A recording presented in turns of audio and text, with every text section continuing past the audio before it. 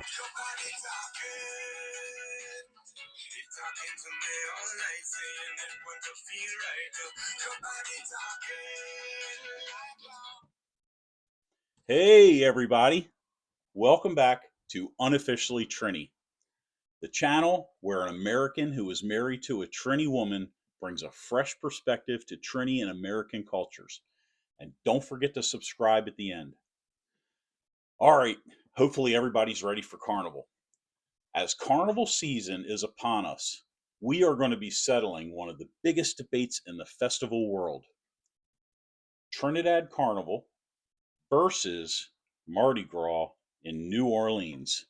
Which one is truly wilder? Okay, so both of them are legendary pre Lent blowouts, packed with costumes, music, and nonstop partying. But one is known for elegant parades and bead throwing, and the other, pure street madness. Stick around to the end, and I'll give you my final verdict. And while we're at it, drop your guess in the comments: Trinidad or Mardi Gras? Let's get into it.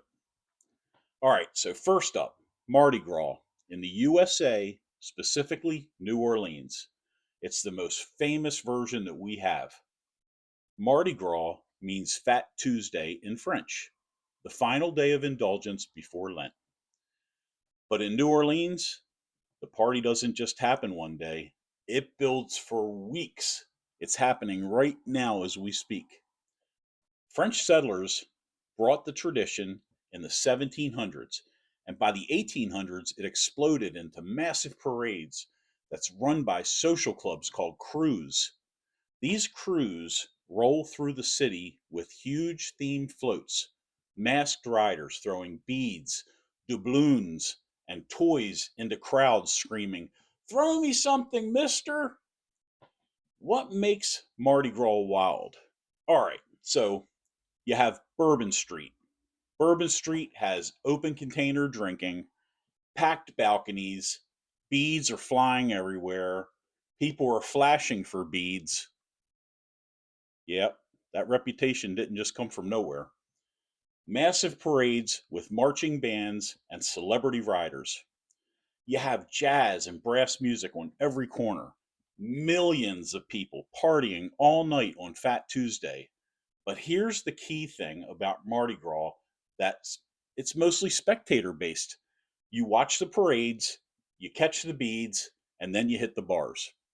It's super fun, it's iconic, it's definitely wild, but in a very different American parade centered way. So, the question is this the wildest carnival on earth? Not so fast. Now let's talk about Trinidad and Tobago Carnival. It's often called the greatest show on earth. This also happens right before Lent, Carnival Monday and Tuesday. But the season starts months earlier, and this isn't just hype. One travel article said everybody in Trinidad is either celebrating Carnival or they're getting ready for the next one. That line alone tells you everything. Trinidad Carnival began in the late 1700s when French plantation owners held elegant masked balls, but enslaved Africans were not allowed to participate. So, what did they do? They created their own celebration called Canballet. That comes from the French word burnt cane. It was loud, it was rebellious, it involved drumming, dancing, and mocking the elites.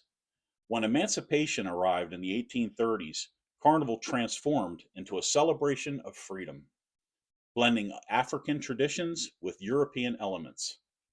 And here's where it gets crazy. In 1881, British authorities tried to shut Carnival down, banning drumming and percussion. Did the people stop?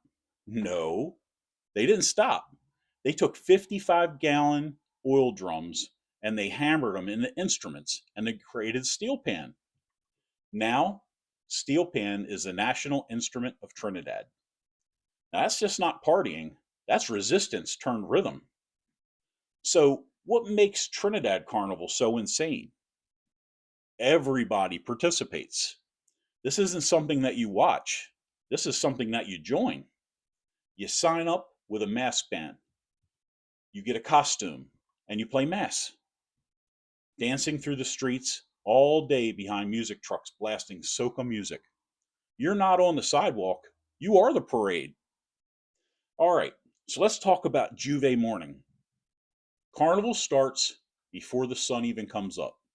People start to cover themselves in mud, paint, powder, oil, even chocolate, and they dance through the streets as the sun comes up.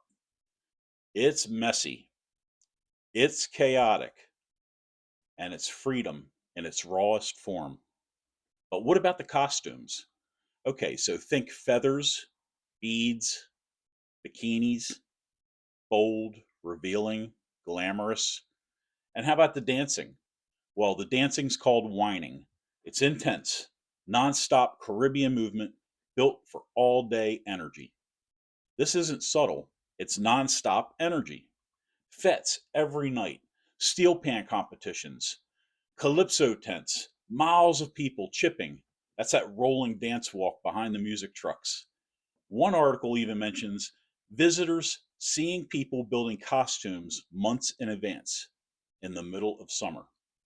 Carnival isn't an event here, it's a lifestyle. All right. So, now you heard a little bit about both of these, right? So, let's do a head-to-head comparison. Let's first look at the costumes. So, in Mardi Gras, you have floats, you have masks. Okay. In Trinidad, personal, body revealing mass. The Edge, got to go to Trinidad. Okay, now let's look at the music and the dancing. In Mardi Gras, you have jazz, you have brass bands. In Trinidad, you have heart pounding soca made to move crowds.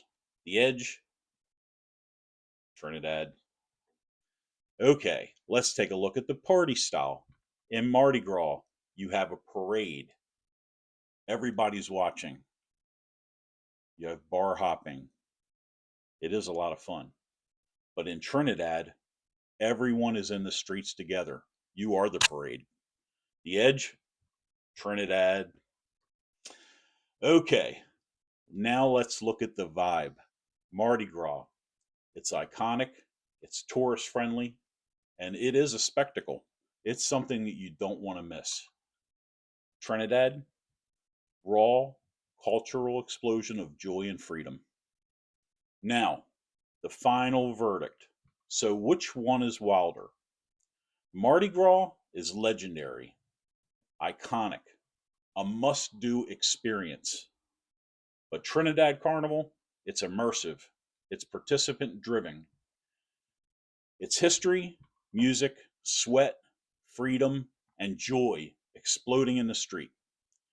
Trinidad Carnival takes the crown. So, if you've experienced both, tell me if you agree. Don't forget to hit that subscribe button if this got you hyped up for carnival season. Subscribe for more cultural showdowns. Okay, everyone. Hope you had a lot of fun. Peace and love.